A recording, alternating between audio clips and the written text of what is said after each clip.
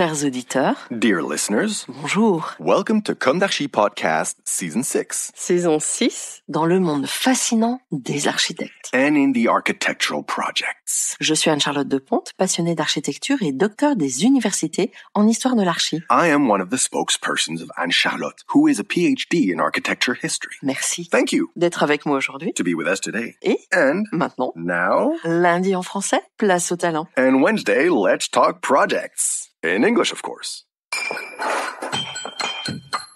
Bienvenue dans Comme d'Archi. Chers auditeurs, ravis de vous retrouver aujourd'hui en compagnie de Meryl Motika et Simon Mimoun. Bonjour. Bonjour. Bonjour. Bienvenue dans Comme d'Archi.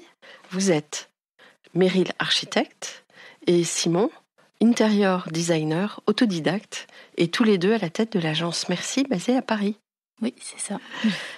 Alors, en hors d'œuvre, une interrogation insolite sur le goût de l'architecte ou de l'intérieur designer. Aimez-vous les plaisirs de la table? Quels sont vos mets préférés? Et pouvez-vous évoquer un souvenir gustatif? Je vais commencer, ouais. Déjà, merci de nous recevoir. Les plaisirs de la table, c'est vrai que, hormis le travail, c'est ce qui dicte un peu notre quotidien.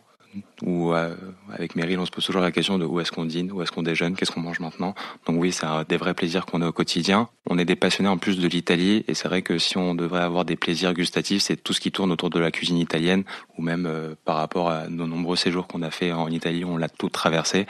Sur les plaisirs gustatifs, on serait plus autour de la cuisine italienne. Un mets en particulier, je pense que pour moi, ça serait le tiramisu, où c'est un mélange de goût, de caractère et de douceur, et qui pourrait même se retranscrire un peu sur ce qu'on fait au quotidien dans le travail. Meryl? Mon mets particulier, ce serait plutôt les glaces, parce que c'est un peu mon péché mignon, et c'est dans le partage. On peut la prendre en marchant, après un dîner, après un déjeuner, et puis on partage vraiment un moment, ou sinon ça peut être à table. Ça fait durer le plaisir. C'est ça.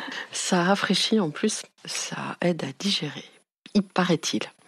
Ça dépend quelle glace. Oui, ça dépend quelle glace. Bon, évidemment, si vous aimez beaucoup la crème. Alors, on va maintenant attaquer votre parcours professionnel et les origines de ce parcours. L'idée, c'est de vous interroger sur vos désirs d'architecture ou d'espace. Quel a été ce parcours pour vous? Quelle a été votre jeunesse? Où s'est ancrée donc l'envie d'architecture et quelles ont été vos études? On commence par Meryl. Oui. Alors moi, j'ai fait un bac ES. Quand je suis sortie du lycée, j'ai fait d'abord une prépa d'art à l'atelier de Sèvres pour un peu trouver mon chemin parce que j'hésitais entre architecture d'intérieur ou même autre. Puis j'ai passé des concours pour des écoles d'architecture et j'ai été prise à l'école spéciale d'architecture. Donc j'ai fait toutes mes études là-bas que j'ai adoré. Et ensuite, j'ai passé également mon HMONP à l'école spéciale d'architecture. Et dans une agence particulièrement? Quand j'ai passé mon HMONP, j'étais dans une agence qui s'appelle Stéphane Architecture. J'y suis restée 2 ans. Ensuite, j'ai travaillé dans une agence d'architecture d'intérieur.